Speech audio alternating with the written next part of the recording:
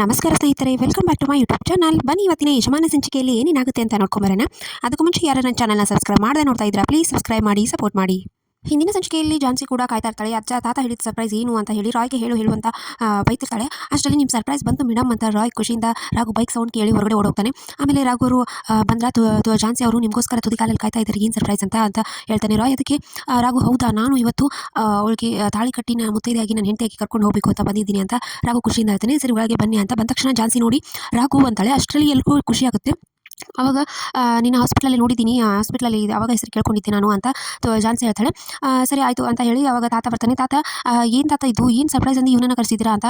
ಇವನು ನಮ್ಮ ಮೇಲೆ ಒಂದು ದೊಡ್ಡ ಋಣದ ಭಾರ ಹೊರಿಸಿದ್ದಾನಮ್ಮ, ಇವನೇ ಸರ್ಪ್ರೈಸು, ನಿನಗೆ ಅದ್ರ ಬಗ್ಗೆ ಎಲ್ಲ ಹೇಳಬೇಕು ಅಂತಲೇ ಅವನನ್ನು ಕರೆಸಿದ್ದು ಅಂತ. ಏನು ತಾತ ಏನು ಹೇಳ್ತಾ ಇದ್ದೀರಾ ಅಂತ ಝಾನ್ಸಿ ಹೇಳ್ತಾಳೆ. ಹೌದಮ್ಮ, ಇವನು ನಿನ್ನ ಹಾಸ್ಪಿಟ್ಲಿಗೆ ಇದನ್ನು ಮಾಡಿದ್ದಾನೆ, ನಿನಗೆ ಮತ್ತೆ ಮರುಜನ್ಮ ಕೊಟ್ಟಿದ್ದಾನೆ, ಅಂಥದ್ದೊಂದು ದೊಡ್ಡ ಋಣಭಾರ ನಮ್ಮ ಮೇಲೆ ಹೊರಿಸಿದ್ದಾನಲ್ವ, ಅದನ್ನು ತೀರಿಸ್ಕೋಬೇಕು ತಾನೇ ನಾವು ಅಂತ ತಾತ ಹೇಳ್ತಾನೆ. ಹೌದಾ, ಏನು ತಾತ ಅಂತ ಅವನಿಗೆ ಈ ದುಡ್ಡು ಕೊಟ್ಟು ಆ ಋಣದ ಭಾರ ತೀರಿಸ್ಕೊಂಬಿಡೋಣ ಅಂತ ಝಾನ್ಸಿ ಹೇಳ್ತಾನೆ.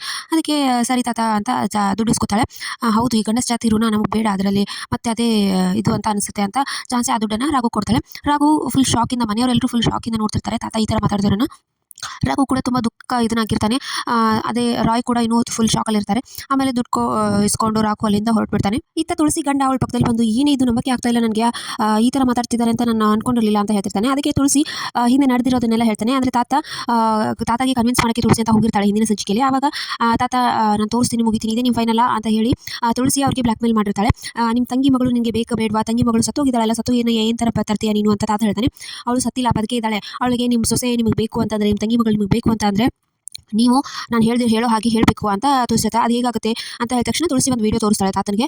ಅವಾಗ ತಾತ ಫುಲ್ ಅದು ನೋಡಿ ಹೇಳ್ತಾ ಇರ್ತಾನೆ, ನನಗೆ ಏನು ಮಾಡಬೇಡ, ನನ್ನ ತಂಗಿ ಮಗಳಿಗೆ ನನ್ನ ಸೊಸೆನ ನೋಡಬೇಕು, ಅವಳಿಗೆ ಅವಳನ್ನ ಸಾಕಿಲ್ಲ ಅನ್ನೋ ಕೊರಗು ನಿಮಗಿದೆ ತಾನೇ, ನಾನೇ ಅವತ್ತು ಬದುಕಿಸಿದ್ದೀನಿ ಅವಳನ್ನ. ಸೊ ಅವಳು ಚೆನ್ನಾಗಿರಬೇಕು, ಇನ್ನೂ ಬದುಕಬೇಕು ಅಂತಂದರೆ ನಾನು ಹೇಳಿರೋ ಹಾಗೆ ನೀವು ಮಾಡಬೇಕು, ನನಗೆ ಏನು ನಾನು ಹಳೆ ಆಸೆಯನ್ನು ಬಿಟ್ಟಿಲ್ಲ, ಪ್ರಣಯ್ ಜೊತೆ ನೀವು ಅವಳನ್ನ ಮದುವೆ ಮಾಡಿಸಬೇಕು, ಇವಾಗ ನಾನು ಹೇಳಿರೋ ಹಾಗೆ ಹೇಳಿ ಅಂತ ತುಳಸಿ ಹೇಳಿ ಕಳಿಸಿರ್ತಾಳೆ ತಾತನಿಗೆ. ಸೊ ಅದನ್ನೆಲ್ಲ ನೆನೆಸ್ಕೊಂಡು ತುಳಸಿ ಇವಾಗ ಖುಷಿ ಪಡ್ತಿರ್ತಾಳೆ, ನಾನು ಈ ಥರ ಹೇಳಿದ್ದೀನಿ ಅಂತ ಹೇಳಿ.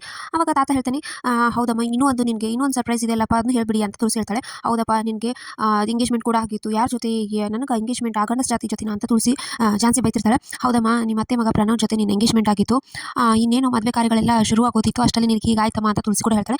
ಅದನ್ನು ಇದು ಸಾಧ್ಯನೇ ಇಲ್ಲ, ನೀವು ಸರ್ಪ್ರೈಸ್ ಎಲ್ಲ ಶಾಕ್ ಕೊಡ್ತಾ ಇದ್ದೀರಾ ತಾತ ಅಂತ ಝಾನ್ಸಿ ಫುಲ್ ಸಿಟ್ಟಿಂದ ಹೇಳ್ತಾಳೆ. ಇದೇ ನಿಜ ಅಮ್ಮ, ಇದೇಗಾಯ್ತು ಅಂತ ಝಾನ್ಸಿ ಕೇಳ್ತಾಳೆ.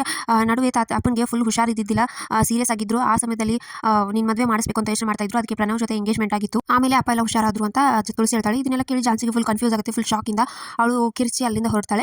ಆಮೇಲೆ ರಾಘು ಕೂಡ ಫುಲ್ ಬೇಜಾರಿಂದ ಹೋಗ್ತಿರ್ತಾನೆ. ಸೊ ಇಷ್ಟು ಇವತ್ತಿನ ಸಂಚಿಕೆ. ಸೊ ವಿಡಿಯೋ ಇಷ್ಟ ಆಯ್ತು ಲೈಕ್ ಮಾಡೋದು